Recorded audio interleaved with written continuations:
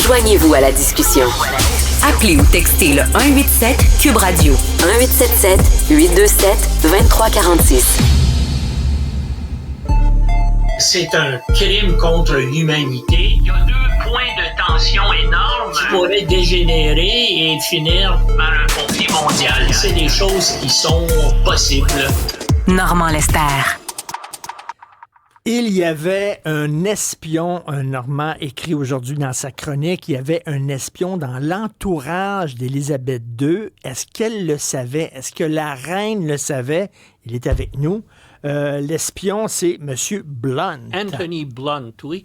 Les archives britanniques ont rendu public lundi plein de documents qui montrent qu'effectivement, Anthony Blunt travaillait pour les services de renseignement soviétiques, travaillait pour le KGB. Mais c'était quoi son rôle, lui, en Angleterre? Lui, c'était un talent spotter. C'est lui qui identifiait des gens qui avaient des faiblesses, pour qui les Russes pouvaient faire chanter. Mais lui, auprès de Sa Majesté... Oui, c'est ça. C'est quoi son travail auprès de Sa Majesté? Il était conservateur des collections d'art de Sa Majesté. Comme tu sais, c'est une des plus importantes collections d'art au monde. Et lui, il était le conservateur des œuvres d'art de Sa Majesté.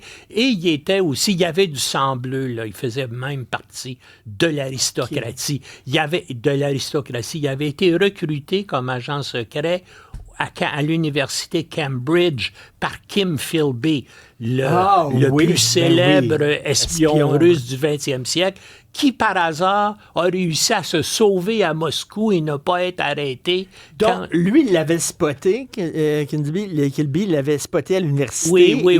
Il l'a fait flipper, comme on dit. Oui, c'est ça. Et exactement. Puis il a commencé à travailler pour les Russes et il a recueilli des informations beaucoup. Et il était, bien sûr, dans l'entourage de la famille royale. Est-ce que la famille royale et Élisabeth savait les rumeurs qui circulaient sur ce gars-là? Oui, elle le savait et le palais de Buckingham le savait très tôt qu'effectivement, il travaillait pour les Russes. Mais au début des années 50...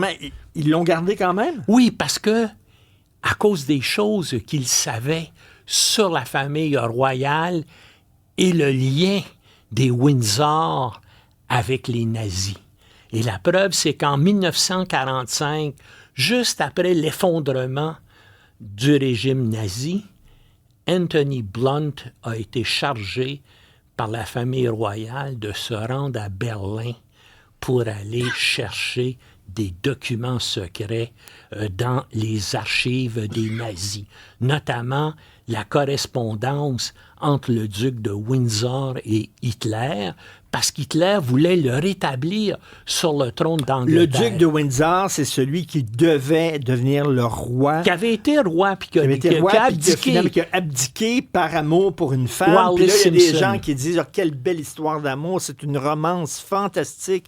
Mais finalement, on a découvert c'était 2 nazis finis. Là. Oui, c'était 2 nazis. Puis comme je te dis, Hitler envisageait de le rétablir sur le trône de Grande-Bretagne. En tout cas, Anthony Blunt est allé nettoyer ces documents-là, les a rapportés à Londres et les documents sont disparus. Et c'est pour ça qu'eux autres s'en sont pas débarrassés, parce qu'ils pouvaient les faire chanter. Exactement. Ils savaient des choses. Exactement, ils savaient tout ça. Alors, c'est pour ça que la reine l'a gardé pendant près de 20 ans là, à son service. En sachant qu'il était un espion russe. Il a fallu attendre en 1979, lorsque des grands journaux à Londres s'apprêtaient à sortir l'histoire, que Margaret Thatcher aux communes a révélé effectivement qu'il avait trahi la Grande-Bretagne pour la Russie, mais en échange de son admission de sa trahison, on avait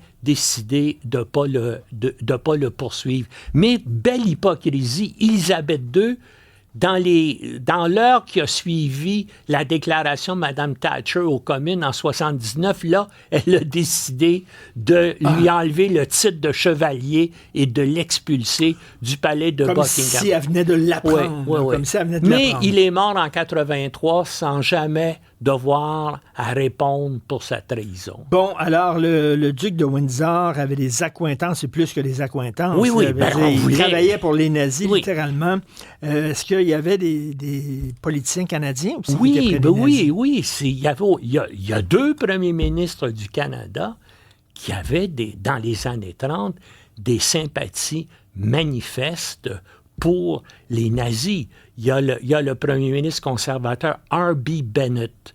En 1930, et moi, pour écrire mon livre noir du Canada en anglais, je suis allé trouver ça dans les archives du Congrès juif canadien et dans les archives fédérales.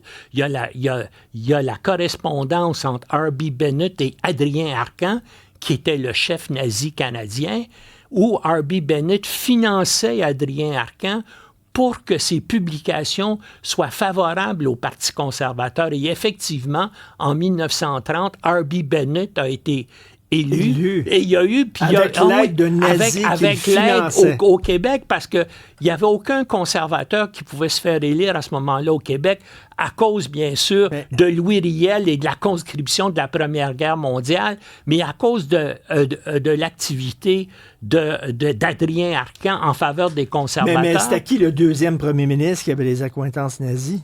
Mackenzie King. William Lyon Mackenzie King. Mackenzie King est un être un peu bizarre, hein? Qui croyait aux boules de cristal, qui parlait avec sa grand-mère et qui consultait son animal domestique avant de prendre des décisions. Oui. C'est un type qui avait des graves problèmes de santé mentale, mais il était fasciné aussi par Adolf Hitler. Et il est allé le rencontrer à Berlin en 1937. Là, il a été accueilli par Hermann Göring à Berlin. Hermann Göring, le chef de l'aviation. Oui. Puis le numéro 2 du régime nazi. Il est allé à l'opéra avec lui, puis il l'a rencontré. Il l'a rencontré directement. Mais c'est parce qu'on... Pense-y, là, une bonne partie de l'aristocratie britannique est d'origine allemande. Le vrai nom d'Élisabeth II, c'est pas Élisabeth Windsor. C'est un nom qu'elle a pris durant la Première Guerre mondiale. Son vrai nom, c'est Élisabeth de Saxe-Cobourg-Gotha. Et son oncle, le célèbre comte Mountbatten, c'est pas son nom. Son vrai nom, c'est Battenberg. C'est tous des Allemands qui, à la Première Guerre mondiale, bien sûr, c'était embêtant pour eux d'avoir des noms allemands. Alors, ils ont anglicisé leur nom. Mais là, je reviens à Mackenzie King. Est-ce que ça se peut? Est-ce que ça se pourrait que... Il ne savait pas encore ce que Adolf Hitler allait faire. Voyons, ça se voyait, tout le monde en parlait là, en 1937. Et puis Mackenzie King a fait des déclarations tout à fait extraordinaires sur Adolf Hitler. Par exemple, lorsqu'il a terminé son voyage officiel, il a fait l'éloge d'Hitler en disant qu'il favorise la compréhension, l'amitié et la bonne volonté entre les peuples. Tu me niaises. Non, c'est dans les archives, c'est une réalité. Pour lui, Hitler était un très grand homme, je le cite encore, qui va atteindre un jour le même rang que Jeanne d'Arc comme libérateur de son peuple, et s'il est le moindrement prudent, il peut devenir le libérateur de toute l'Europe. Fin de citation. William Lyon Mackenzie King. Comment ça se fait qu'on apprend qu'on les gens ne sont pas fiers parce que c'est le plus grand premier ministre de l'histoire du Canada. Moi, j'ai fait des chroniques dans le Journal de Montréal, dans la section Histoire du Journal de Montréal. Alors qu'il disait que c'était le nouveau Jeanne d'Arc, c'était le libérateur d'Europe. Oui, mais lui-même s'entretenait avec Jeanne d'Arc. Il s'entretenait avec des gens. Écoute, Normand, si tu n'existais pas, il faudrait t'inventer. Merci beaucoup. Il faut lire absolument sa chronique d'aujourd'hui là-dessus sur le contre-espionnage au palais de Buckingham. C'est passionnant. Merci beaucoup, Normand. Salut.